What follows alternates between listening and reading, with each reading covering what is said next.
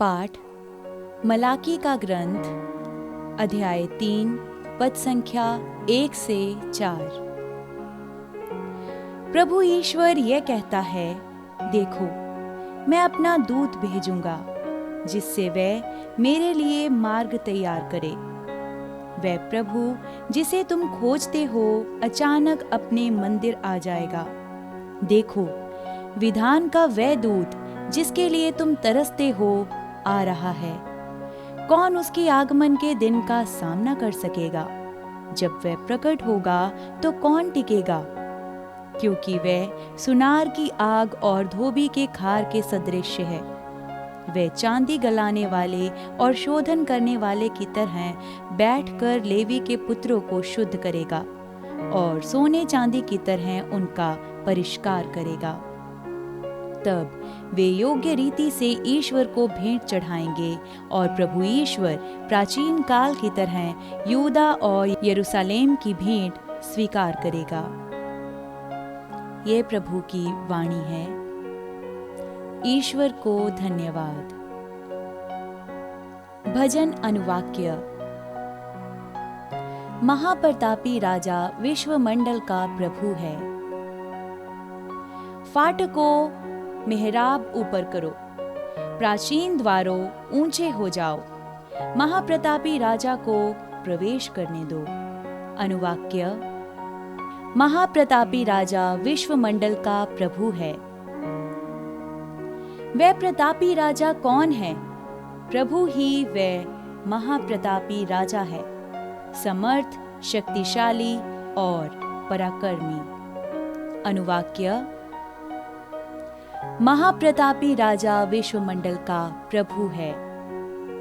फाटकों मेहराब ऊपर करो, प्राचीन द्वारों ऊंचे हो जाओ, महाप्रतापी राजा को प्रवेश करने दो।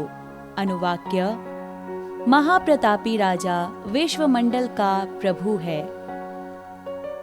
वह महाप्रतापी राजा कौन है? वह महाप्रतापी राजा विश्वमंडल का प्रभु है। अनुवाक्य। महाप्रतापी राजा विश्वमंडल का प्रभु है।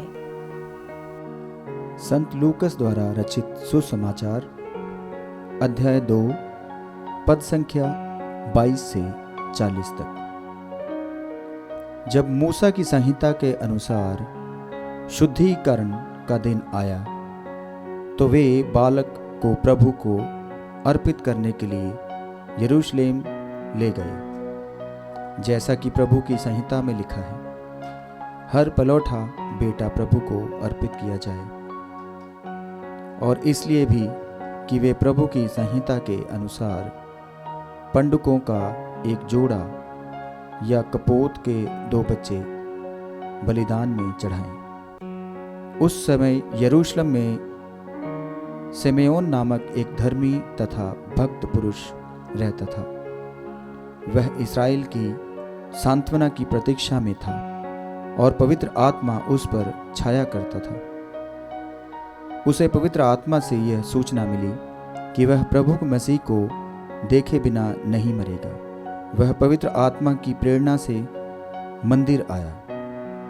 माता पिता शिशु ईसा के लिए संहिता की रीतियां पूरी करने जब उसे भीतर लाए तो सिमेओन ने ईसा को अपनी गोद में ले लिया और ईश्वर की स्तुति करते हुए कहा, प्रभु अब तू अपने वचन के अनुसार अपने दास को शांति के साथ विदा कर, क्योंकि मेरी आंखों ने उस मुक्ति को देखा है जिसे तूने सब राष्ट्रों के लिए प्रस्तुत किया है। यह गैर यहूदियों के प्रबोधन के लिए ज्योति है और तेरी प्रजा इस्राएल का गौरव।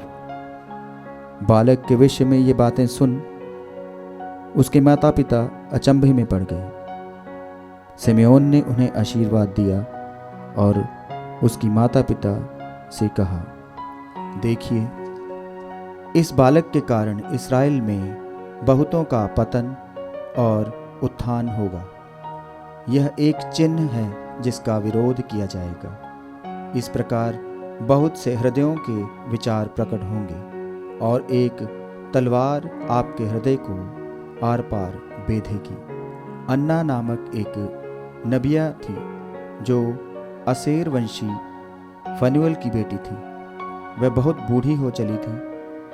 वह विवाह के बाद केवल 7 बरस अपने पति के साथ रहकर विधवा हो गई थी और अब 84 बरस की थी।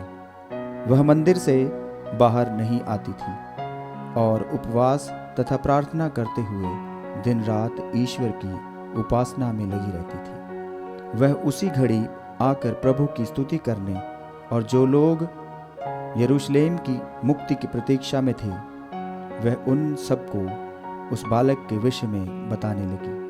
प्रभु की संहिता के अनुसार सब कुछ पूरा कर लेने के बाद वे गलीलिया अपनी नगरी नाजरेत लौट गए। बालक बढ़ता गया, उसमें बल तथा बुद्धि का विकास होता गया और उस पर ईश्वर का अनुग्रह बना रहा। यह ईश्वर का पवित्र सुसमाचार है। क्रिस्त की जय।